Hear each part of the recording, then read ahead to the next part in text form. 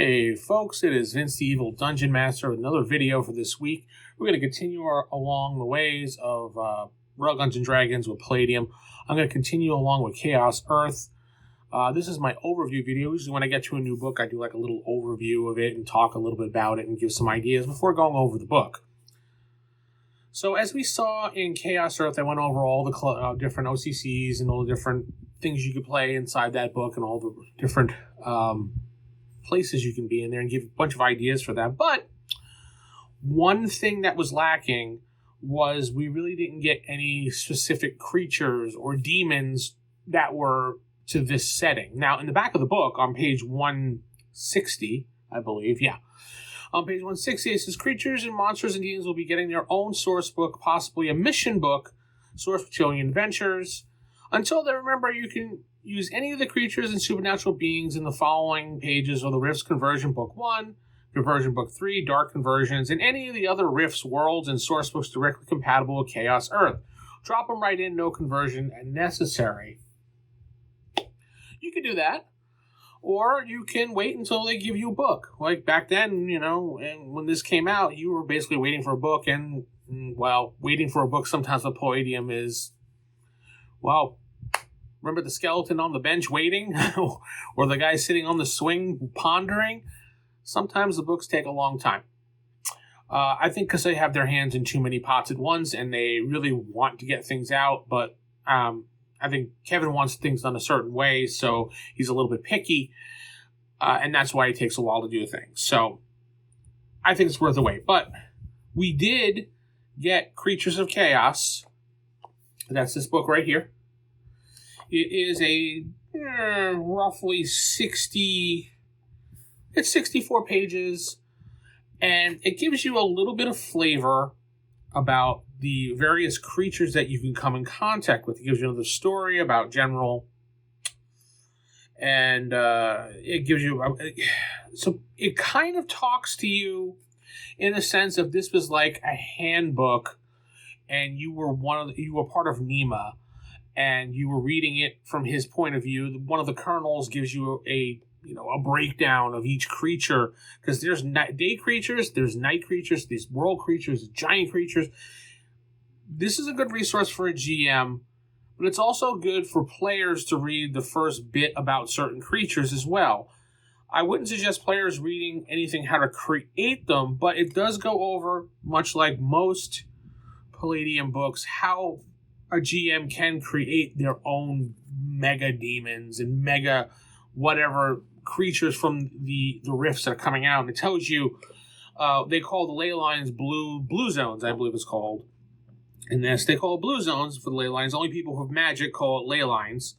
And it goes over what blue zone lighting, blue zone demonic area, blue zone demon zones, lightning storms and chaos storms. When these things strike, how many creatures fall out of the sky, and it gives you more detail about how the demons will work and gives you kind of like a psychological breakdown of how the creatures and motivations and why they do what they do against humans. Now, all these demons like to prey on humans, and anything else is secondary. They'll prey on animals, they'll prey on DBs, they'll prey on whatever they can get their hands on, but first things first is to get that human. They like to torture them. They like to, play games with them. They also majority of the demons hate anything that's good and holy and thou and camaraderie and things like that, and how groups work together. And they just don't understand these things. So it kind of screws with demons. So all that type of positivity, or the power of positivity, is a thing that the demons don't understand. Now the big bad, ultimate world killer demons understand this because they're more intelligent, but the less ones are just stunned by it. So like if you're going against a demon and you throw your life on the line, the demon's like, what the frig? Why the hell would you do that? That's disgusting, and things like that. They just don't understand why humans are humans. So, and it talks about pecking order, and a lot of it's a little bit repetitive when it comes to some of the demons. Like, it's just like, it'll say something, and then like a few paragraphs later, it repeats the same thing in just a different way. It's just like, yeah, you just told me that. I don't know how to do with the editing or cutting and pasting of how they do things. I like this book. because it lets me sit there and fiddle with it and design up these really massive, nasty-looking demons. It gives you a way how to do it. What I don't like is that a lot of people think this is like a monster manual, like for D&D terms, like a monster manual. It is not a monster manual by any accounts. It doesn't have basic, like, quick stats or anything like that for you to look up.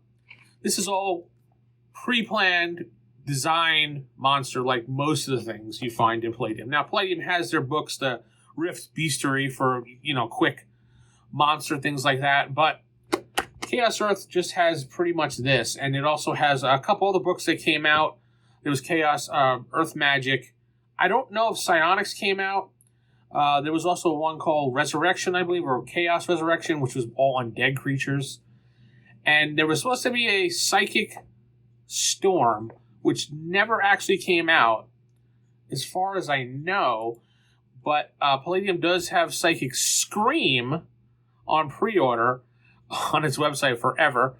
And in Rifter number 50, we did get an introduction and some things about Psychic Storm, which I will go over in the future when we get to that. But next, I'm just going to dive into this book and talk about the blue zones, the chaos storms, the lightning storms, things like that, how the creatures fall in the sky. And then we'll take a look at some of the demons and show you how it's set up and how you could basically build your own demon if you want to.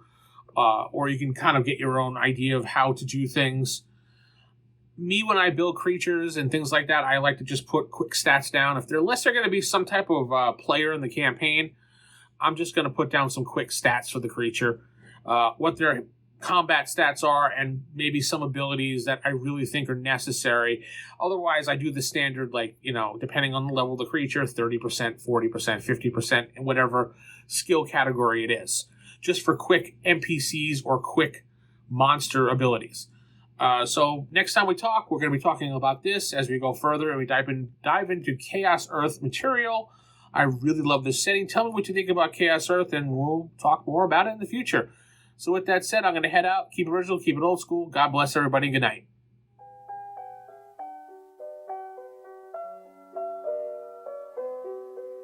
Don't ever laugh as the hearse goes by, for you may be the next to die. They wrap you up in a big white sheet, from your head down to your feet.